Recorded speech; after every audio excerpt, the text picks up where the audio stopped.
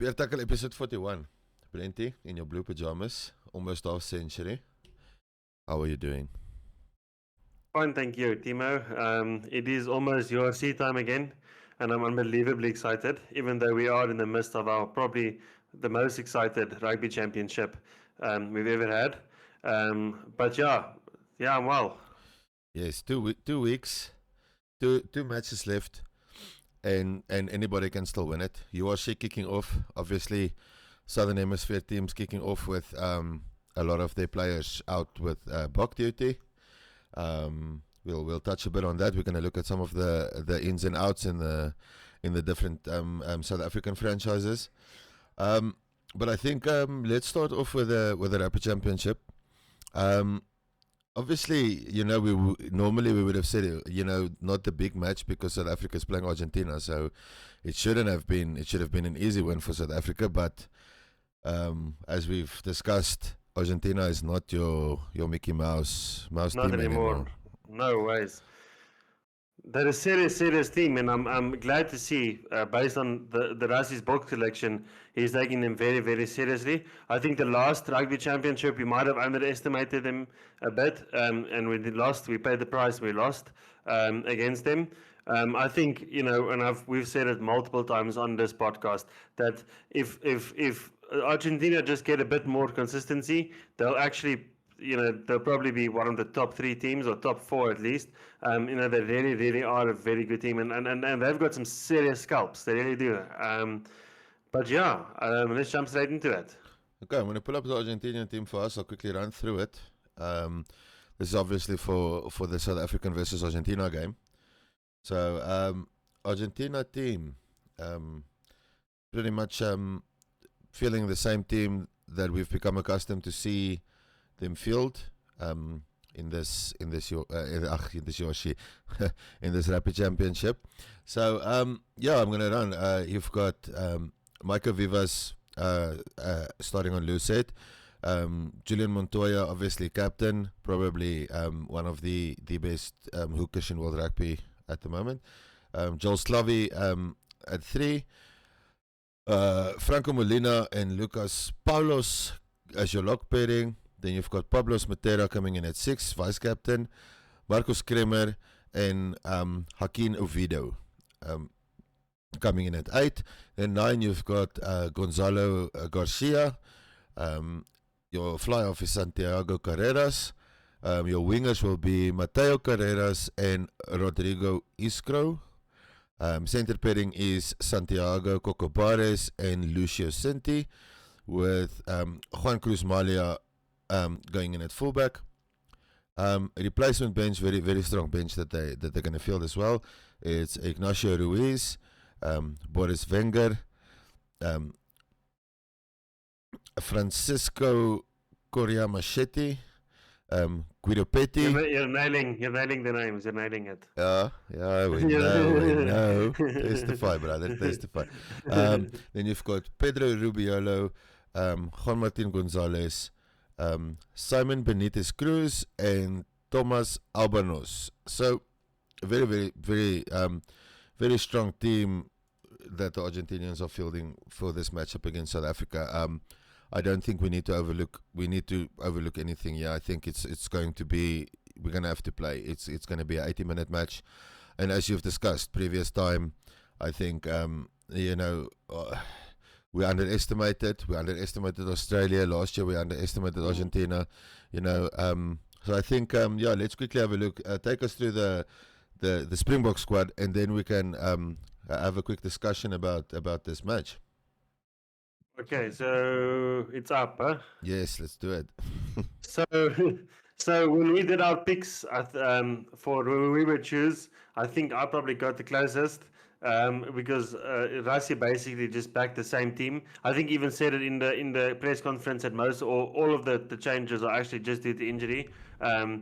So you got Oxenchair. I mean, Oxenchair is the best loose forward in the world. Malcolm Marx used to be the best hooker in the world. Thomas Atoy, I think, is really making a claim for that 3 jersey. Evan Etzebeth, Rowan Urquia. Rowan Urquia, I've said it 100 times. I really love Rowan Urquia. I think he's an unbelievable player. And I can really see a lot of potential from him, and a lot more caps in the Springbok jersey, and even a potential future captain. And then Siya Kolisi, our current captain, Pieter Sefetoy, the machine, Jasper Wiese, at the moment probably the best out and out 8 that we have until Cameron Hanekom takes that jersey from him. Kobus Reinach, who I think was on fire the last few times he's played for us. I really like the way he plays. And then Sasha, I actually thought Sasha was going to be injured because he went off, I think, after 20 minutes against the All Blacks. You can obviously see what that Rassie is sort of backing him for the future. He's still very, very young. And I think these games are really building experience and character.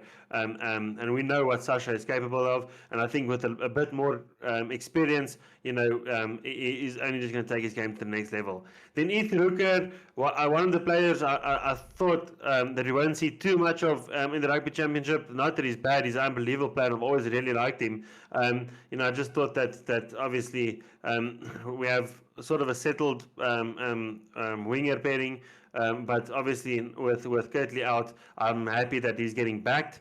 Damien de Linde is back, so that's one of the changes due to injury. I think if Fassi didn't get injured, we probably would have seen Willems on inside centre and Fassi on fullback again. But I mean, no complaints there. Damien de Linde is probably one of the best centres that have played the game for the Springboks, inside centres.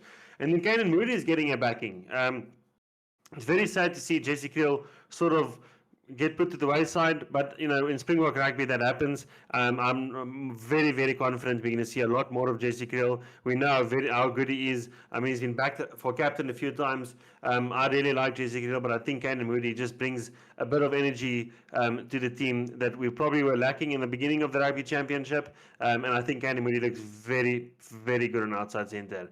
Then Cheslin Colby, the best winger in the world, no doubts about it. And we know what he can bring. And I'm very happy to see that his injury wasn't too serious as well, and that he's able to play again. And then Damien Willemse, I said this before he was back in form, that he is the best fullback that we have. And I hope he got back into form, and then he played hard against Australia.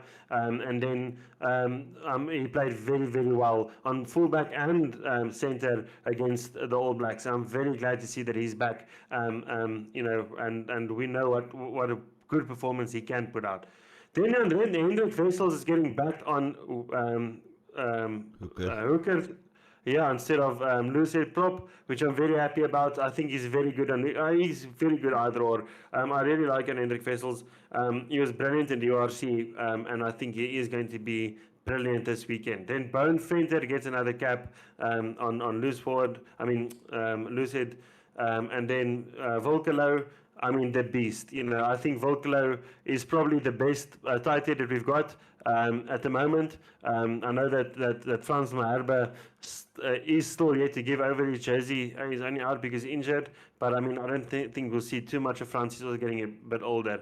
And then RG Streyman, the beast, the Viking.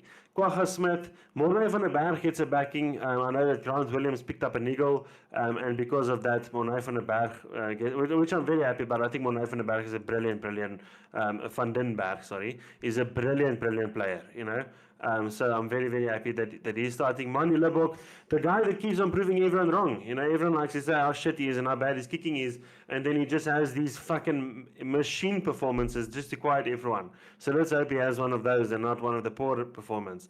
And then Andre Streisen, the hybrid player, which I think and hope that he probably won't be, that will be playing the background. I like him in centre. I was hoping he would get the backing. I really love Andre Streisen. I think he's a beast and unbelievable player.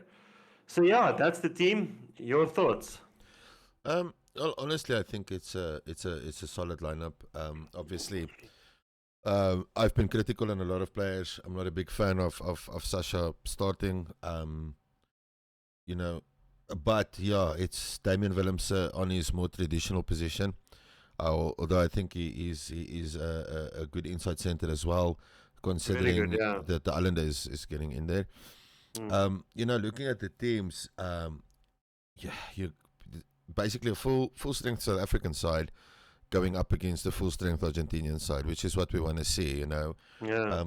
I think our backline might be a bit slow compared to theirs. I mean, if you probably go look at the. You think so? That could be. backline's quick though. That they are. Argentinian backline is very, very. And the scary thing about it, if you go back to the Argentinian team, the scary thing about it, especially if you look at 10, I think we got two very good 10s playing in the form of Sasha FM and Manuel Book. But if you think about it, Carreras goes off halftime, 60-minute, whatever. You still have a Thomas Albanos that will be coming on. I know he just returned from injury. But you get some players that just don't come in cold, and Thomas Albanos is an unbelievable player. I've always said this. He's probably one of the better fly-offs in the Rugby Championship. So we're gonna have our hands full. We really are. Carreras has been magnificent during the Rugby Championship. So when he goes and sits down, we've got a Thomas Albanos we need to deal with. Yeah, I think the thing is this. I think this team is a good balance of experience and raw talent. Kobus Reinach playing alongside Jasper Wiese. They've had a couple of games together, so that linkage will be good. You've got potential scrum off and fly off pairing that we're going to see for most of the URC season at the Stormers. With Reinach and Sasha. Sasha. Yeah, I mean, you're looking at the center pairing. Kaiden Moody has been proving wrong. The matchup, the previous match. I said it. I said he's a better outside center than a wing. I called it. The problem is he the best option at outside center that we have? That remains my question. Ultimately, as long as he keeps proving us wrong. And he looks good in the box when everything will be fine. The rest of the team, I feel, is a solid team. It's very weird seeing a traditional 5-3 split from Rassie. Usually we see, 7-1 or 6-2. I think Matt Williams is very happy about that. Yeah, Matt, I don't even know who that is. So no, I think the props, I think we definitely sorted on props come the next World Cup. Props and hookers definitely. These 6 players that are currently in the squad have proven themselves to properly set props. Buan Venter as the first time I saw him, that first carry he had where there was that fire in his carry, he was gonna take whatever came in front of him and just take it with him, 100%. And that was fantastic. Wilco Low, obviously, probably will be the future alongside. You look, Thomas the Toy is there, Wilco Low. I mean, whoever starts and whoever comes off the bench, I'll still shit my pants.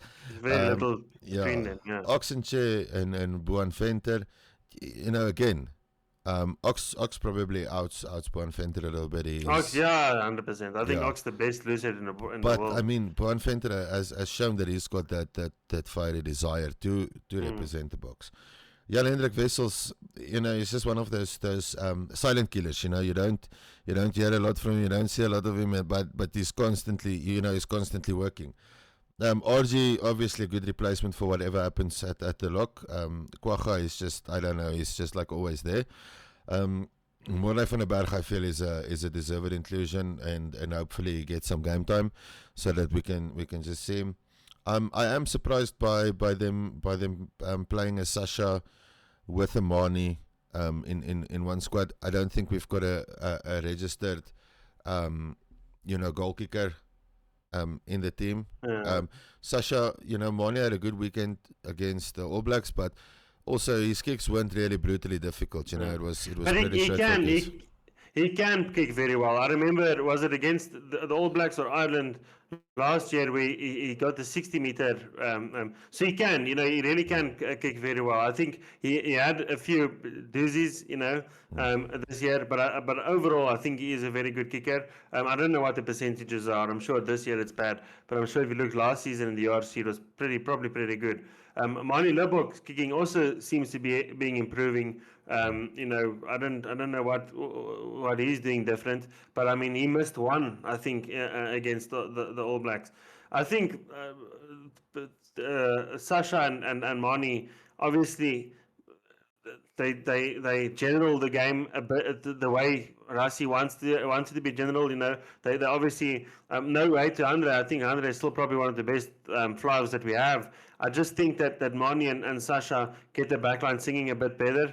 And obviously is able to cope with that tiny ball a bit better than Andre can. So yeah, like I said, I think Sasha is the future. I think it's a very good balance between what we have in Amani and what we have in Andre. And obviously, he just is a very, very physical player. So I'm happy. I'm very happy with the options we have. But yeah, you ask any South African to name your starting 15 if you had to play World Cup tomorrow, and I guarantee every single one of them will give you a different option. Yeah, I think you can ask a thousand supporters, and you'll probably get 1,000 different combinations for the South African team.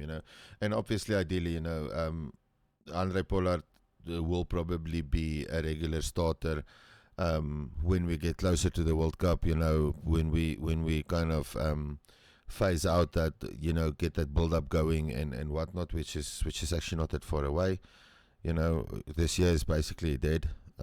It's going into that flatline scenario for this year. But yeah, I think honest opinion, I think it should be an easy game for the Boks. I did go extremely mental on Super Brew, and I set the box with the Springboks with 60. So okay, well, I don't think it's gonna. I think we'll probably. I think we will beat them. I don't think underestimate them or so get ahead of myself, but I think we'll probably beat them by 15. I have a feeling we'll beat them with less than what we beat the All Blacks. Kings Park isn't the best stadium. Not that I think it makes a big difference. I think a playing field is a playing field, or a rugby field is a rugby field. But I just think that I don't think we'll be able to beat them as far as we beat the All Blacks. I just don't think we'll have that fire again. I think we'll be very good. I really do. I just don't see us beating them as far as we beat the All Blacks. I think we're going to see the Boks pitch up, because remember, it's their last home game for the season. Yeah. True. Last home game for the year. So I think it's this, and then I think it's a couple of weeks break, and then we're heading towards the end of year tour for us. So honestly, I do think that I think the Boks are going to come out fighting, and I think they're going to put 60 points on the Argentinians. So your prediction, Boks by 60, 6-0, yes. And mine is Boks by 15. Okay. Okay. Then the second match of the Rugby Championship, which is New Zealand and Australia. So let's go down under. I'll quickly run us through the Australian team, and then you can run us through the All Black team. Very solid.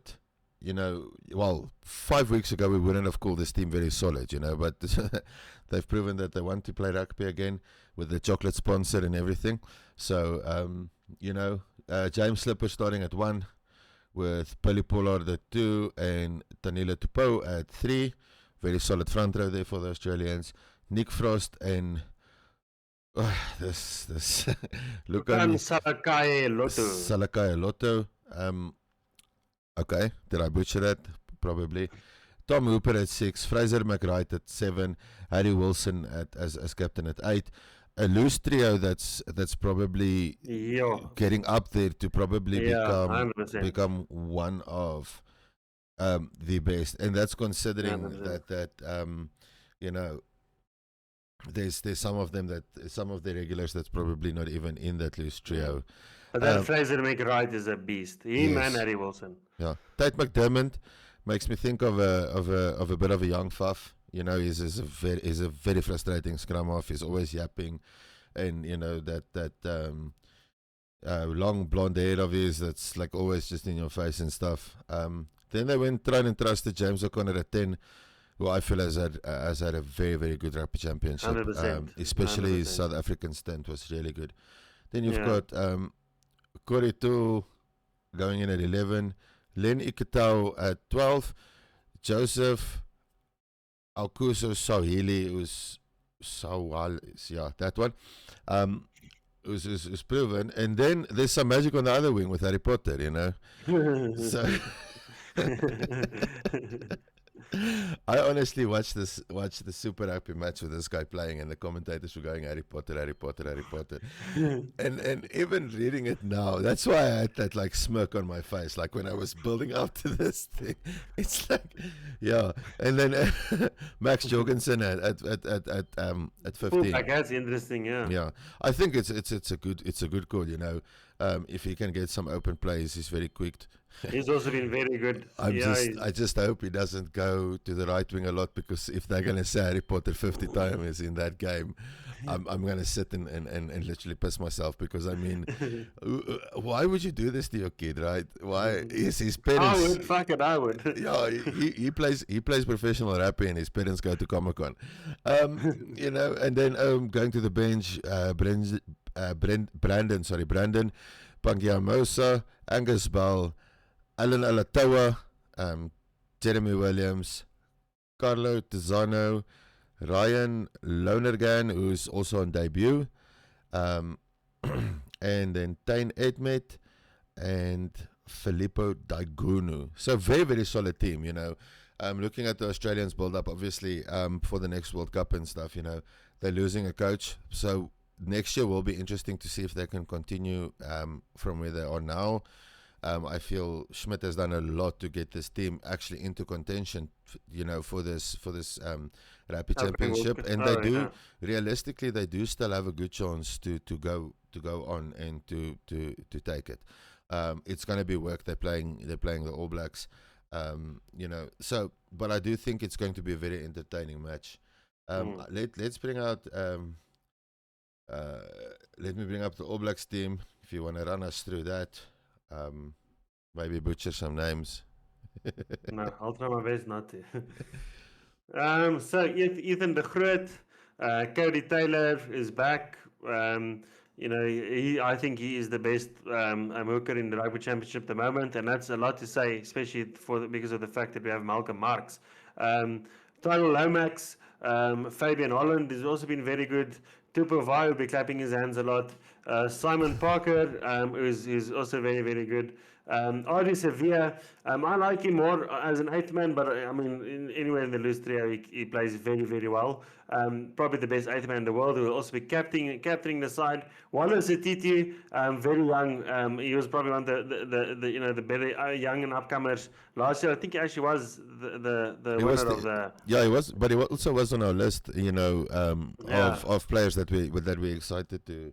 He's very good. To see. Cam Roygaard is back. Finally, I think it's all the Blacks have had very bad luck with scrum halves. I mean, Razor chose him and Cortez Ratima and yes, why did I forget the guy's name now, man?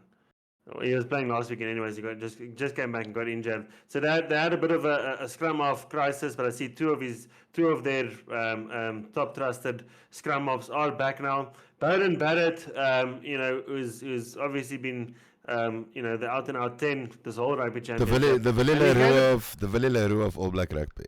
He's just gonna play till he's 59 million years old.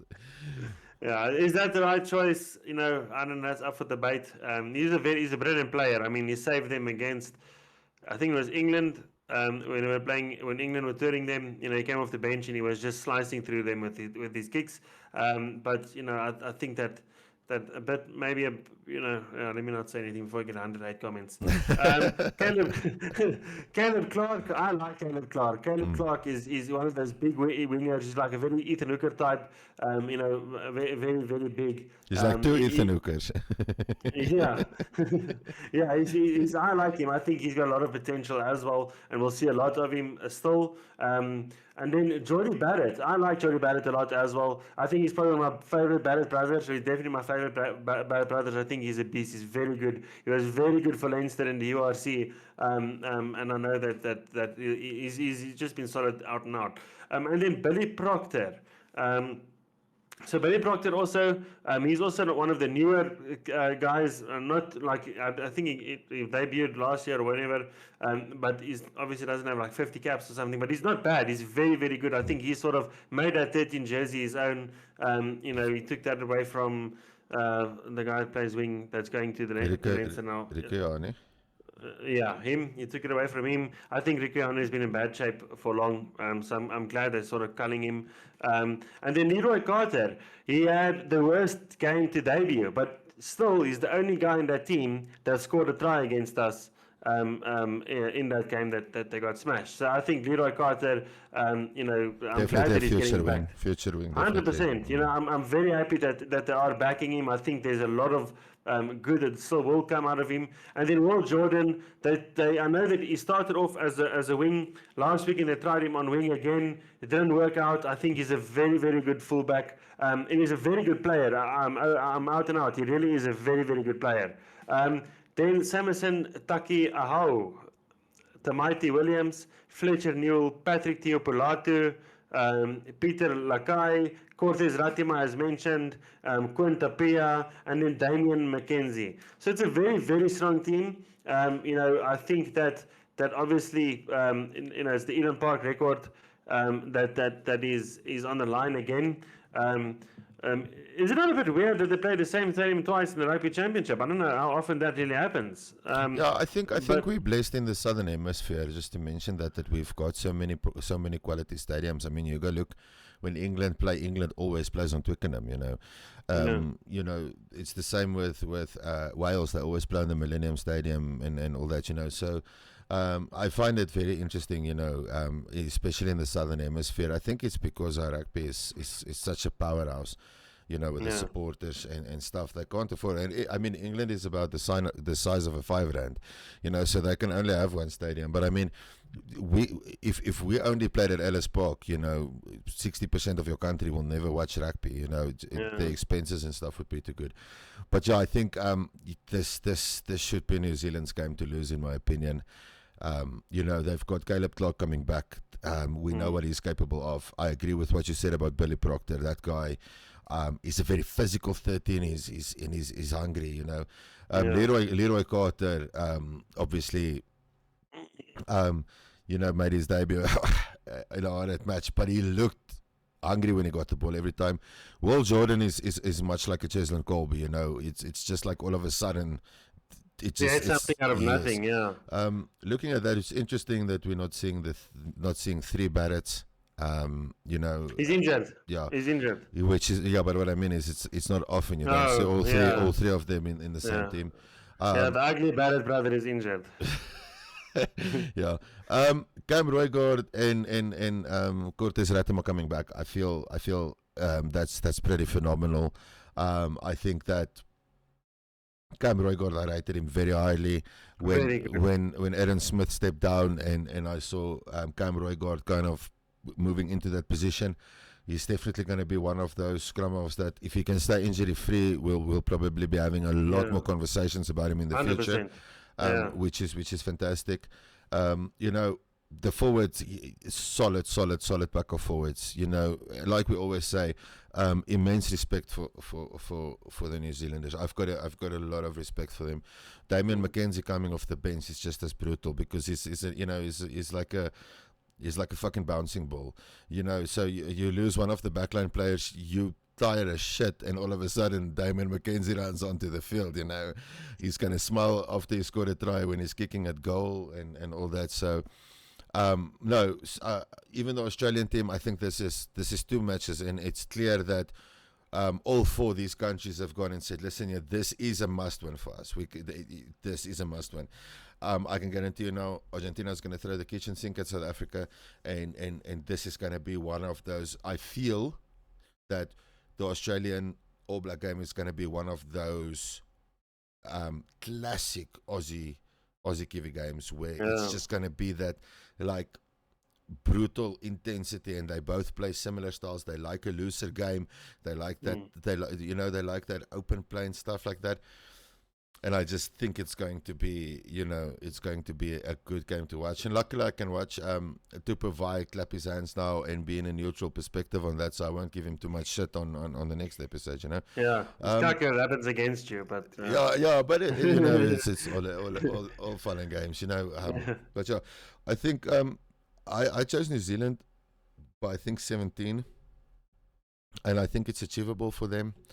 But it's going to be a match. Both these matches are going to be good matches. I don't think, if you're watching the Rugby Championship this weekend, I don't think you're going to be disappointed at all. I think it's going to be it's going to be two spectacle games. Your last opinions on the Rugby Championship? Well, okay, I also think the All Blacks are going to win. I think the Australians are going to come in fighting. I really do. I mean, they'll take a lot of confidence from their run so far and their ability to chase the 20 points and still find a way to win a game. So I think the Australians are going to be very good. And like you said yourself, every time the All Blacks and Australians do play, they really do play a very, very entertaining type of rugby, and it's always an entertaining match. But I think if the All Blacks had beaten us or haven't gotten beaten that bad last weekend, I would have given the Wallabies a shot. I just think the New Zealand fan base is a lot like the South African fan base, in the sense that we're very, very hard on our teams. I think the All Blacks or the Kiwis sort of a bit worse than us in a way, because they are used to having an All Black team that can just dominate everyone all the time and not lose a game. They're used to that generation that you can say what you want, but probably the best generation in rugby history, 2011, 2015. So they've got this expectancy from the All Blacks to always do very, very well. So as soon as they don't do very well, the Kiwis lay into them. And I think the team, coaching staff and all of them take that very much to heart. So I think they'll be fighting because of that. They've obviously got their tails tucked in a bit because of the result that happened last weekend, and they're going to want to prove a point. So I think the All Blacks are going to smash them or smash the Wallabies. I think it also probably be about 15 to 20 points. And I think the Wallabies are going to. I think it's going to be a fantastic game, regardless. Like I said, if the All Blacks had beaten us last weekend or not have lost by such a major margin, I would have given the Wallabies a shot. I just think that the All Blacks are going to want to prove a point. They need to restore faith in the they need to restore that faith in their fans. Well, let's see. Hopefully my picks are on point. I wouldn't mind if my picks were on point, and let's hope they can go finish off this Rugby Championship without any injuries on any of the four teams there. We spoke about the URC coming up this weekend as well, starting this weekend, and it's actually starting tomorrow. And we were gonna go and do a whole, discussing the games and stuff, but we're still kind of in our international season and whatnot. So, and there's a lot of players that we cannot really give an opinion on. Some players also making their debuts and stuff there. So we decided we're gonna have a look at the transfers that happened off season. And then next week and the week after, we'll get more into the nitty-gritty of the URC, where we'll have a look at the new players when we've got a bit more information about them, how they're performing in the URC and whatnot. So, Brenty, I'm going to run us through all the stuff that happened. We'll start with the Bulls, seeing as you are wearing the pajamas. So, the Bulls actually went and did some buying. A lot of them clearly... our generation that knows a lot about Jake White can see that these are Jake White buys, and but a lot of them are interesting. So I'm going to start us off. They've got Nicky Janse van Rensburg that they're bringing back to South Africa from Montpellier. They've got Andre Pollard obviously coming back from Leicester Tigers. Then they've got Jandre Rudolph that they've acquired from the Cheetahs. Jan Serfontein also coming back from Montpellier. feel like he's one of the transfer that is sort of going under the radar. Like everyone's making a massive hoo-ha about Andre Pollard and Kobus Reinach, but not a lot of people are talking about. Maybe I'm just looking in the wrong places. About Jan Serfontein, and I think that's also one of the transfers I'm unbelievably excited about. Well, look, he was in very good shape, and then all of a sudden he wasn't, and he had that potential. Like if he could stay injury free and whatnot in a perfect world, he would have been our Damien the Islander. He was he's a very very very good inside center. Obviously, also on the wrong side of the age gap there. He's not 24 anymore, but he is still an unbelievable center. Not sure why the Bulls got him back though. I don't think that the Bulls really have a big problem on center. To be brutally honest with you, yeah, I get the depth thing, but I mean I feel that they've got a young talent pool that's standing out that they could have drawn from. But that's my opinion. We're not going to go into too much depth about that. We need to spend that URC money. That's why. Yeah. Then Paul de Wet, which is obviously a sore point for me because I do feel that he's got the potential to also be big. That obviously comes from the Stormers. And then ex-Stormers player Marvin Ori that's coming in and they're bringing him back from Perpignan. Players He's going to the Sharks though. Marvin Ori is going to the Sharks. Oh, well, the transfer list initially was going to the Bulls. Now he's going to the Sharks. Yeah, I think he's actually playing this weekend for the Sharks. Oh, that's interesting. Sorry, then my list is probably a bit outdated. So before everybody blows a head gasket about that again, it is an honest mistake. He was initially supposed to go to the Bulls. It was. Then players out.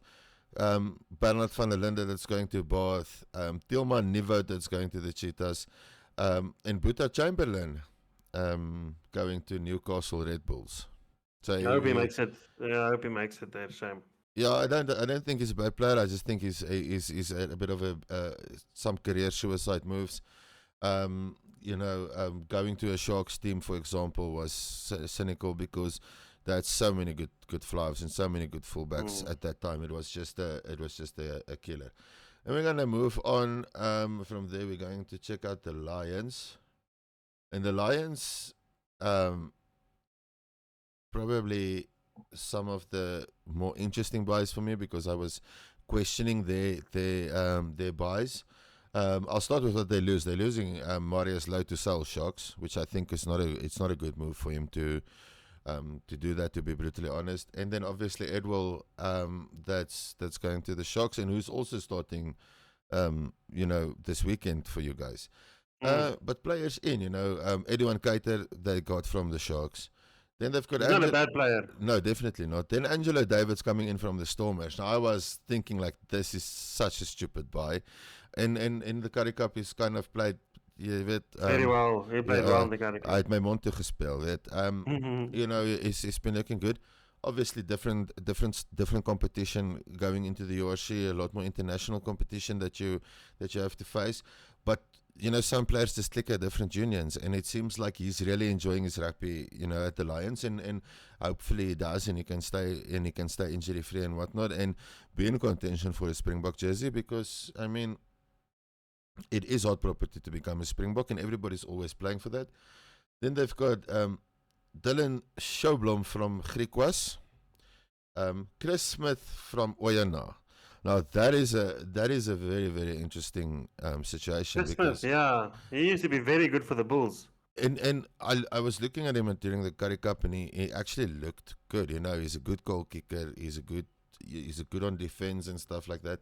So I feel that this might be a turning point for the Lions, where they've actually got a proper general that's used to playing in that's got BMT, for lack of a better term. He's got that big match temperament and stuff. And then lastly, Batu Tlekani, they also got from the Sharks. So the Sharks are being selfish with him. They're playing him this weekend because his contract only ends on the 31st of December, and they don't want to release him earlier. I think it's sad that we're treating players just like as a commodity like this. I feel that he's not going to play for you anymore. So maybe just say, listen, okay, cool. or make a deal and say, listen, yeah, you can have him now, but he's not to play. He's not allowed to play in any matches that's against us still after his release date. You know. I But I get what a talent! What a talent! Yeah, very good, very good. And that you know, for somebody that's just played under 20 World Cup, Yeah. that guy looks like he's supposed to be 30 already. You know, he's gonna be. He does. Yeah, you almost want to say near him when you see him walking. You know, what a unit, and Yeah, he's very good. looking forward in a Springbok perspective. You know, we were talking about our loose forwards and stuff like that. I mean, comes from the same place as Siya Kolisi, you know. So he's clearly following in a certain set of footsteps. You know, you imagine that guy playing, you know, for the Boks and stuff. I'm looking forward to seeing what he's capable of playing at this level of international rugby, and I feel that the Lions suits him well for his play style. He likes to attack, he likes to go strong, unbelievably powerful. Yeah. So I think that's exciting for me for the Lions.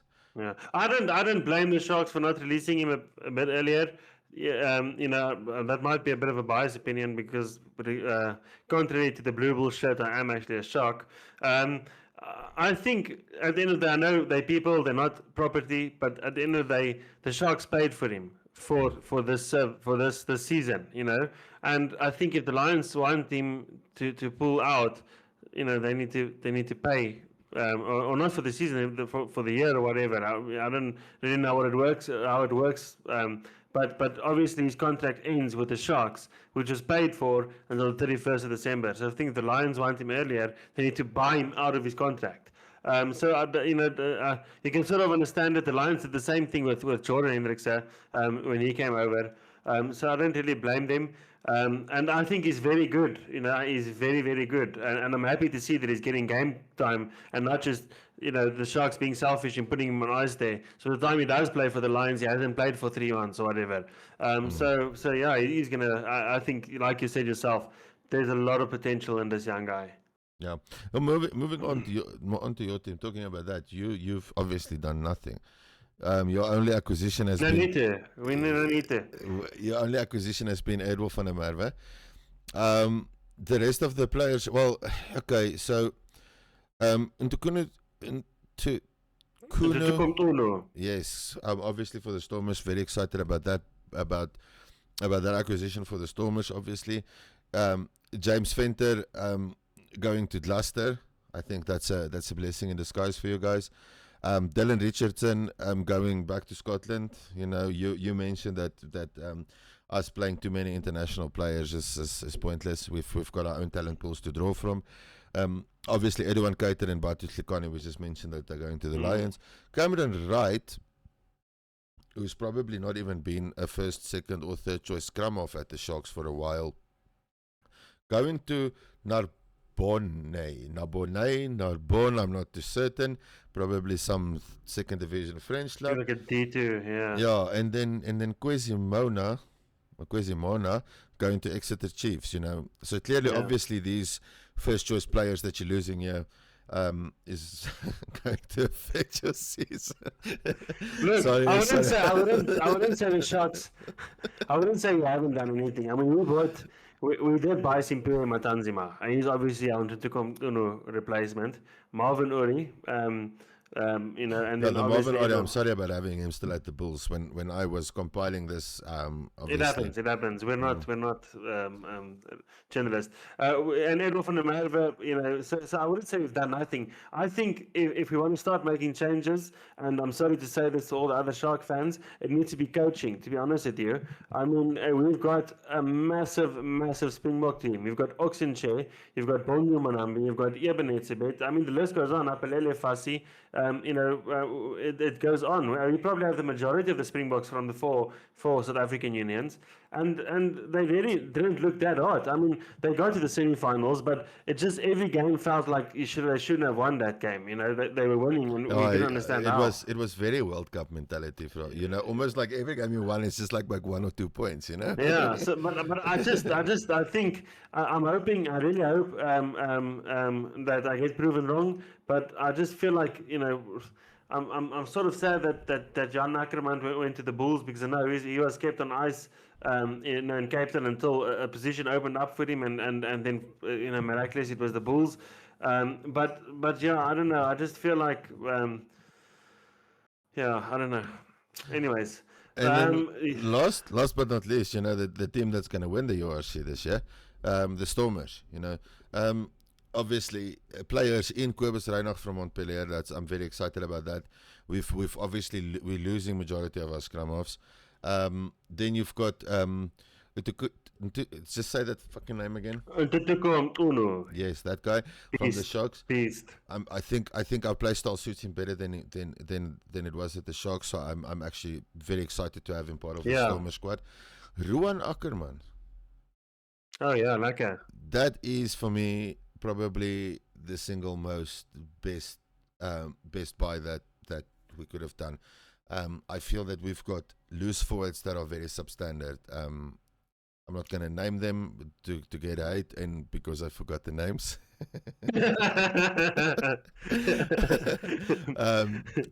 But yeah, and then Enkes van Wyk from the Cheetahs. I feel those are solid purchases. But we're losing. I think we're losing quality wise. I feel that the Stormers are probably losing the most in quality. With Mani Leboeck is obviously going to be a big loss. He's become that player that we've been relying on at 10. Angelo Davids to the Lions. I still think that's probably going to be something that we're going to feel later on in the seasons as injuries and stuff come along. Paul de Vet to the Bulls, I feel, is a big loss because I think he is going to be one of the future talents of the South African scrum half pool. Is a very, very good scrum half. Joseph Dweba going to Exeter Chiefs. Not sure if that's good or bad at the moment for us. Ben Loader going back to Gloucester. I don't think that's a loss at all. I feel that's a blessing. Brock Harris. I thought he was good. Yeah. Ben Loader. Brock Harris finally retiring after 748 years in rugby. and then Herschel Jantjies to Bayonne. So we're losing a lot of our old servants, but I also feel that it was time for these players to move on. Herschel Jantjies wasn't on the form that he was anymore. Brock Harris, obviously that is injury retirement because I don't think his knees are working right anymore. They're old. Ben Loader, I don't even know how he's ever played rugby. He's really, for me, was I don't know how that was a thought process or whatever. So there's a lot of things that are not on this list because, there is a lot of players that I might have missed, but I know the Stormers have invested quite a few on loans and on a buy from the Pumas. The smaller unions, yes, Clinton Swart. It's something that we called on. Mars. Yeah, we called on in previous episodes where we said there needs to be, instead of us going and loaning players like a Ben Loader or what was let me just get that guy's name from the Sharks, which was Dylan Richardson. Australian. Oh. Well, Dylan Richardson is actually South African. But he can't play for South Africa anymore. He needs to go. No. Bye-bye, Dylan Richardson. Yeah, no, he's bad. He's really bad. Okay, but what I mean is, the Currie Cup has shown us that we have so many different smaller unions. The Griquas was phenomenal, obviously Currie Cup champions. Then you've got the Boland Cavaliers who looked phenomenal. You had the Pumas that was looking phenomenal. There's all these small unions, and all of a sudden we need to go and say, and the Cheetahs. I don't want to not mention the Cheetahs. We've got all these unions where we can say, okay, guys, listen here. This is the situation where we're at. The Stormers are battling with injuries. Let them loan players from the smaller unions. The same with the Lions, the same with the Sharks, and whatever. Okay. If we're battling with positions, instead of bringing in players from overseas or whatever, expand our local talent pool to a point. If you can play and these guys are hungry to play big rugby, and they're capable of playing big rugby. We need to press more on the smaller unions, and I'm pretty certain that as a smaller union, you go and say, listen, we want to borrow X, Y, and Z from you on loan. You take them on loan. they get that game exposure, they get that big game exposure, and maybe for some of them, it's just a break they need to 100%. to actually, you know. Grant Williams was alone. Grant Williams was alone for the Sharks, and look where he is now. Yeah, I mean, back in the day, we had a fly off center, Bram van Straten. Bram van Straten started playing his rugby at the Falcons or the Falke, okay? Yeah. And he got loaned to the Western Province, and that guy became a pivotal part of the Springbok squad for a very long time on fly off. You know, there's so many of them. You know that we can probably go through that whole list of whatever. But yeah, I feel where we are with the URC. I know we're not going into depth on the games at the moment and stuff like that. We are in the international season for the Springboks right now. So probably early next week or the week after, we'll do a bit of a deeper dive into the URC, where things are standing and how the players are looking, and seeing how these transfers and how the newer players coming in are impacting the different franchises. Your thoughts on the South African franchises? How do you see us finishing up in this year's URC? One of us win it, and I'm hoping. I think it's going to be the Bulls. I mean, surely, but they have to. I mean, they've got a lot of interesting, not interesting, a lot of good buys that they've made. You know, Jake White obviously left his house in a good in a good standard for Jan Ackerman to take over. I actually don't think it will be there now that I think about it. Jan Ackerman there'll be a bit of a teething process there. Look, I wouldn't rule out the Stormers. You know, if one of the South African teams wins it, it'll probably be them or the Bulls or the Stormers. I don't think the Lions or the Sharks have a chance, to be honest with you, which is sad to say with the talent that the Sharks have.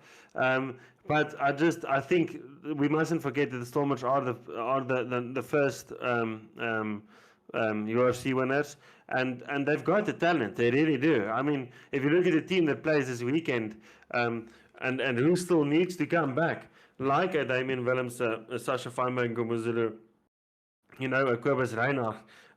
So from next season it'll be Volker Lowe as well, you know. So I think there's a lot of talent that's coming in, and I wouldn't rule them out. You know, I know that a lot of people aren't too fond of what's the coach name? I forget his name now. John Dobson. John Dobson. Yeah, I know a lot of people are not too fond of him, but I mean, he's won him a trophy, you know, and I know that was 3 or 4 years ago or whatever, but still, I wouldn't rule them out. I think this team can be very, very good. I'm equally excited about Ron Ackerman, like you said. I think the Stormers at times were lacking a bit of physicality last season, and hopefully he'll be an injection of that, you know. So yeah, I don't know. I hope it can be the Bulls. I'm not ruling them out completely. I think if one of the South African teams does it, it'll probably be the Stormers or the Bulls. I'm gonna make a very, very controversial statement at the moment. I do think one of the South African teams is going to win the URC. Don't say the Lions. I do, however, think that I think we're going to have 4 teams in the top 8 this year. You think so? I think so. I think the Lions, with where they are, have gotten enough depth to reach the playoffs. The playoffs this year. I feel that if they can just keep, you know, manage the injuries a bit better and stuff, I feel the Lions are there. I think the Sharks by default, just because of the amount of talent they've got, I think they should do it. I don't think there's going to be a big teething process, process at the Bulls and with the new coach with Johan Ackerman. Yeah. I feel that a lot of these players have played against him. They know what type of coach he is. He's a massive favorite in South Africa. A lot of people love him. People loved him as a rugby player. People are gonna loved him as a coach when he was at the Lions. And having him back on South African turf is probably the best place where we can have him right now. The only one that needs to come back now is Franco Mostert. Oh, actually, not Franco Mostert. Franco Smith, and then what's the other coach that also the South African one? I can't remember now. I'll get to the name now, but he's also coaching one of the UK sides.